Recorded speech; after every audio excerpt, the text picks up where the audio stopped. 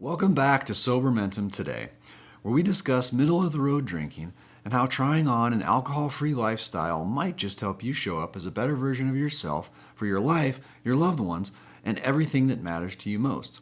I am your host, Morgan Smith, and today's topic is 3 subtle red flags about your drinking. But before we get started, if you've been questioning your drinking, which can be a very healthy thing to do, by the way, you can find out exactly where you stand on the alcohol drinker spectrum by clicking on the link in the description box below and downloading the free info guide. Now, on to our topic. All right, so let's get into it. You know, some problems associated with a drinking habit can be very obvious, right? I mean, I don't even need to state them. It's just, some things are so massive in terms of their consequences that they just can't be not noticed. Maybe you get a DUI, maybe you have a really big argument, maybe, something just really catastrophic happens, something terribly embarrassing or what have you.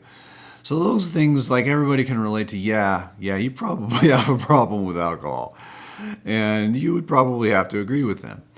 But I want to talk today about 3 more subtle sort of red flags, I'm calling them, that can creep up into your life with respect to your drinking habit that probably aren't going noticed by others around you and may not even be noticed by you yourself. But they can be indicators that a problem is either slowly developing or already exists. And, as I went through these 3 myself, which I did all 3 in the past, I didn't really realize as they were happening what they meant in terms of, that I was sort of slowly progressing further down on the alcohol drinker spectrum. And so I want to share these with you as a way to just maybe take a step back and evaluate if you can relate to these and, consider what appropriate action might look like for you in this regard. So, number 1, the first is a shift from drinking for purposes of enjoyment or fun or socializing to drinking as a means of coping with something that you're going through. This could be, any number of different challenging life chapters, events. Could be a problem with, job. It could be a problem with a marriage. It could be a problem with health. I mean, any number of financial problems, any number of things. You fill in the blank for what that could represent in your life. But turning to alcohol as a crutch, which, by the way, doesn't make you a weak person. It's, we're human and we reach for what is available to help sort of mitigate the pain that we're encountering in some given situation.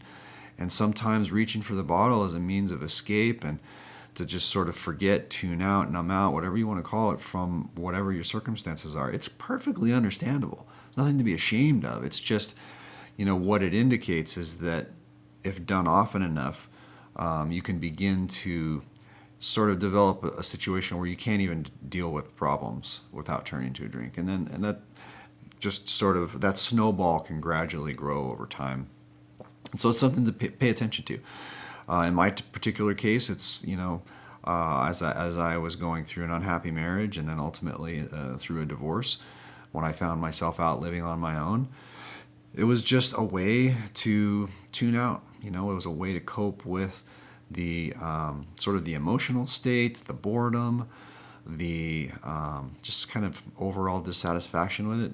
Now, of course, it didn't do anything to advance or improve my situation, and that's, of course, one of the big drawbacks to using alcohol as a coping tool is it's really like pressing the pause button on whatever difficulty you're dealing with rather than digging in and rolling your sleeves up and figuring out, how can I make this thing better? How can I solve this problem?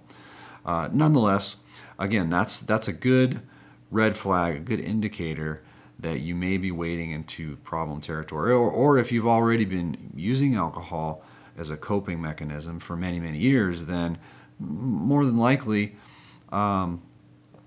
this is already deeply entrenched into your subconscious and into your psychology, and can already be an indicator that there's a problem with this habit.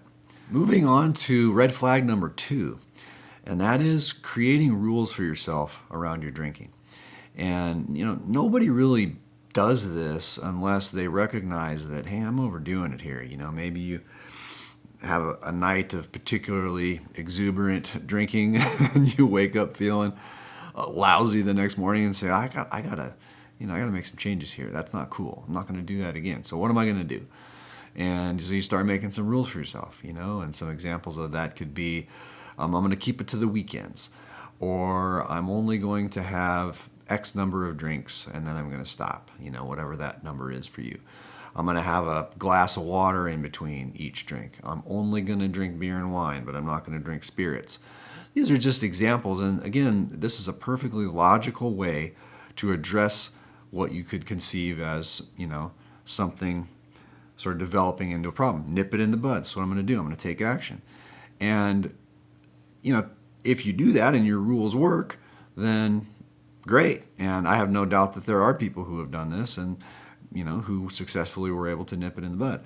But for a lot of us, the moment the alcohol is introduced into your system and that buzz sort of begins to take over, you're not as concerned with sticking to your game plan of rules as you were when you created them. Because after all, you were dead sober when you created these wonderful rules, and they may be, perfectly logical and rational in your sober state of mind. But sticking to that threshold, or choosing to not reach for the liquor when you started with the beer or the wine or what have you, whatever, however it looks for you, the red flag is, the red flag is that you created the rules, but then also that if you're not able to stick to them consistently, is a sign that you're maybe losing your grasp on this habit. Maybe it's kind of slipping away from you a little bit, and that's not good.